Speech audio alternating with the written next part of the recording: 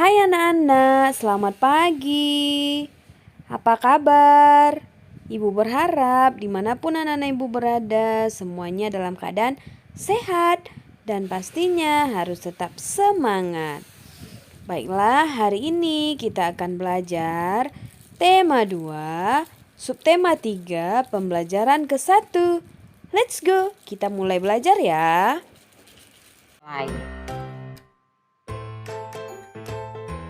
Kita tentu selalu menjaga kesehatan tubuh, termasuk kesehatan organ pernafasan. Namun, seringkali faktor lingkungan sangat besar memengaruhi kesehatan kita.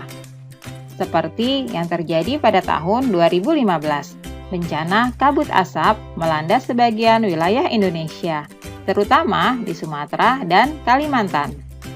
Bacaan berikut menyajikan bahaya kabut asap bagi kesehatan manusia. 9 bahaya kabut asap dan cara mengatasinya. Kebakaran lahan dan hutan telah menjadi bencana kabut asap. Pemerintah sudah berusaha mematikan titik-titik kebakaran, tetapi hasilnya kabut asap masih ada. Apa saja bahaya kabut asap kebakaran dan apa yang harus kita lakukan apabila di daerah kita terkena kabut asap? Berdasarkan pantauan, indeks pencemaran udara di Jambi, Palembang, dan Palangkaraya sudah sangat tinggi atau tidak sehat. Tidak sehat karena asap kebakaran hutan dan lahan menyebabkan debu atau partikel halus hasil kebakaran seperti jelagah. Saking halusnya, partikel ini akan dengan mudah terisap dan mengotori sistem pernafasan.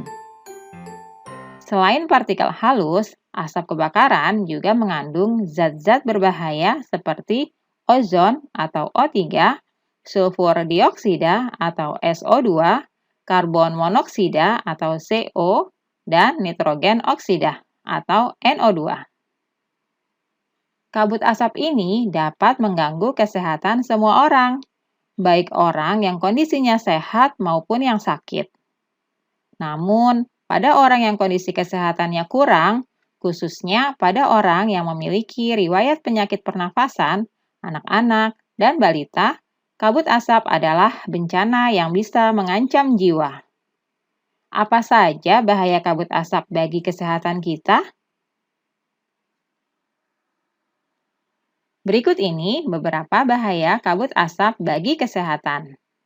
Yang pertama, kabut asap dapat menyebabkan iritasi pada mata, hidung, dan tenggorokan.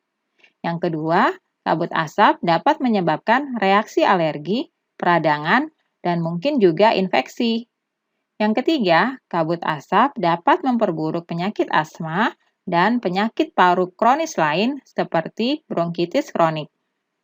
Yang keempat, kabut asap dapat menyebabkan kemampuan kerja paru berkurang dan menyebabkan seseorang mudah lelah dan mengalami kesulitan bernafas. Yang kelima, kabut asap dapat menyebabkan orang lanjut usia dan anak-anak yang memiliki daya tahan tubuh rendah akan lebih mudah mengalami gangguan kesehatan. Yang keenam, kabut asap dapat mengurangi kemampuan tubuh dalam mengatasi infeksi paru-paru dan saluran pernafasan, sehingga lebih mudah terjadi infeksi. Yang ketujuh, kabut asap dapat memperburuk penyakit pernapasan yang sudah ada. Yang kedelapan, kabut asap menyebabkan polusi pada air bersih, tanaman sayuran, buah-buahan, dan makanan yang tidak ditutup. Yang kesembilan, kabut asap memperburuk kondisi lingkungan sehingga infeksi saluran pernafasan akut atau ISPA akan mudah terjadi. Lalu, bagaimana kita melindungi diri dari kabut asap? Yang pertama, hindari atau kurangi aktivitas di luar rumah atau gedung, terutama bagi mereka yang menderita penyakit jantung dan gangguan pernafasan. Yang kedua, selalu memakai masker jika harus pergi keluar rumah atau gedung. Pakailah masker dengan benar untuk menutupi hidung dan mulut.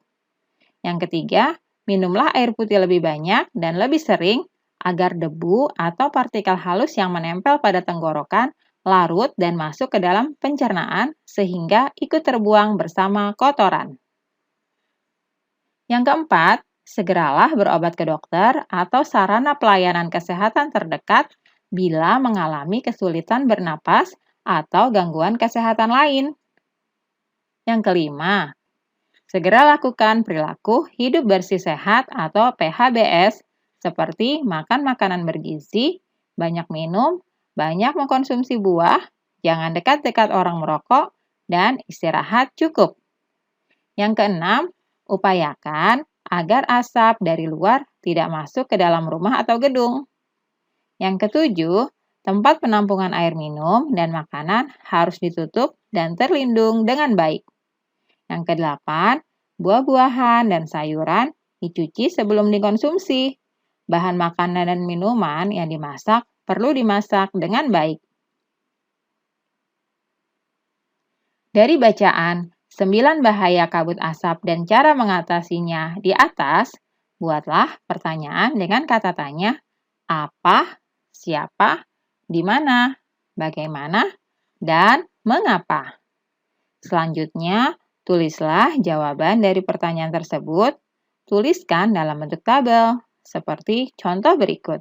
Kemudian, bertanya jawablah dengan teman sebangkumu. Berikut adalah contoh tabel kata tanya, pertanyaan, dan jawabannya. Kalian bisa gunakan kata tanya apa, siapa, di mana, bagaimana, dan mengapa. Untuk contoh pertanyaan apa penyebab kabut asap? Jawabannya adalah penyebab kabut asap adalah kebakaran hutan. Untuk kata tanya siapa, contoh pertanyaannya, siapa yang terdampak kabut asap di Jambi? Jawabannya, semua orang, baik orang yang kondisinya sehat maupun sakit. Untuk kata tanya di mana? Pertanyaannya, di mana terjadi kabut asap?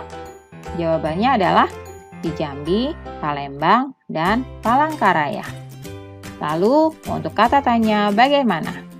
Kalian bisa gunakan contoh pertanyaan, bagaimana cara kita melindungi diri dari kabut asap?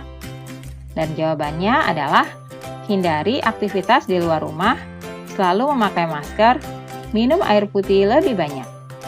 Dan untuk kata tanya mengapa? Contoh pertanyaannya, mengapa kabut asap di Jambi, Palembang, dan Palangkaraya dinyatakan tidak sehat? Jawabannya adalah karena asap kebakaran menyebabkan debu dan partikel halus, sehingga dapat terisap dan mengotori saluran pernafasan. Nah, demikian contoh kata tanya, pertanyaan, dan jawaban yang kalian bisa buat.